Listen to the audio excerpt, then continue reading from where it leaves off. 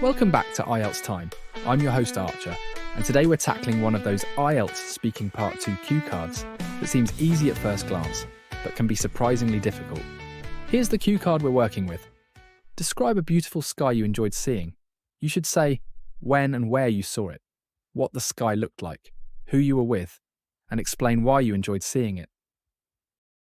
Describing something as vast as the sky can be a real challenge if you don't have the right vocabulary or a clear memory in mind. But don't worry, we'll show you how to turn this tough topic into a fantastic opportunity to be descriptive, personal, and reflective. It's the kind of topic that can go in many directions. A quiet morning, a dramatic sunset, or even a star-filled night. What matters most is how clearly and naturally you describe the moment. To help you understand how to approach this cue card, here's an example response from our regular contributor, Joseph. His answer gives a clear idea of how to describe a beautiful sky in a vivid, personal, and reflective way. Let's hear what he has to say. All right, I'd like to talk about a time I saw a really beautiful sky during a camping trip last summer. It was actually my first time camping in the mountains, and a group of my friends and I had gone to this remote area about 2 hours outside the city. There was barely any light pollution, which made the night sky incredibly clear. We had set up our tents and started a little campfire, and as the sun went down, the sky just transformed. First, there were these soft pink and orange streaks across the horizon, and then slowly the colors deepened into purples and blues. It was already stunning at that point, but once it got completely dark, the stars really came out. I've honestly never seen that many stars in my life. The Milky Way was completely visible, and there were even a few shooting stars. I remember just lying on my back on a blanket, completely silent, just staring up.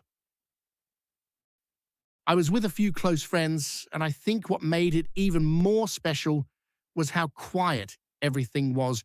We weren't on our phones or distracted. We were just fully present, which doesn't happen often these days. I enjoyed it so much because it reminded me how small I am in the grand scheme of things. It was humbling, but also really peaceful. That sky kind of forced me to slow down and just appreciate the moment. It's one of those memories I go back to whenever I feel overwhelmed or stressed. That was a fantastic response from Joseph. Grounded, vivid, and thoughtfully structured. What made it so effective was how he framed a specific memory, a camping trip in the mountains, and used it to deliver rich visual language. The way he described the transition from sunset into night was especially strong.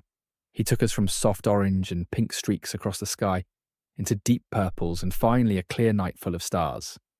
That kind of sensory detail is exactly what examiners look for. It paints a picture without sounding rehearsed. Another thing Joseph did really well was emotional connection. He didn't just describe the sky, he reflected on how it made him feel. He talked about being fully present, disconnected from everyday distractions, and feeling humbled by the scale of the universe. That shift from description to personal meaning adds depth and shows maturity in language use. Let's talk about vocabulary for a second. Joseph used natural yet effective expressions like light pollution, shooting stars, and the Milky Way was visible. These aren't flashy words. They're precise, and that's what makes them powerful. If you're preparing for this cue card, it's a great idea to build your own vocabulary bank for both daytime and nighttime skies. During the day, you might talk about a clear blue sky, wispy clouds drifting overhead, a golden sunrise, or an overcast afternoon. At night, useful phrases include a star-studded sky, a cloudless night, a glowing crescent moon, or twinkling constellations. These details give your answer colour and texture. They help your listener visualise the scene. Here are a few quick examples of how you might naturally include these in your own response. I remember one morning during my holiday in the countryside. I woke up early and looked out over the fields. The sky was a perfect, clear blue, and wispy clouds were drifting slowly overhead. Everything felt fresh and peaceful. like the world was still waking up. On a rainy afternoon last November, I looked out my office window and saw an overcast sky stretching from one end of the city to the other. The clouds were thick and grey, and everything had this quiet, muted feeling, almost like time was moving slower. One evening during summer break, I watched the sun rise from a hilltop. The sky gradually shifted from deep purple to a golden sunrise, lighting up the horizon and casting long shadows over the valley below. It was absolutely breathtaking. And then there was this night walk I took during a camping trip. The sky was completely cloudless, and above me was a star-studded sky filled with twinkling constellations. A glowing crescent moon hung just above the treetops. It felt like I was walking through a dream. So, what's the big takeaway for your IELTS speaking test? Choose a memory that's easy to picture. Use descriptive sensory language. And most importantly, reflect on why that moment stayed with you. That's what turns a good response into a great one. That's all for today's episode of IELTS Time. If you found this helpful, consider subscribing and sharing it with someone who's also preparing for IELTS. Thanks for watching.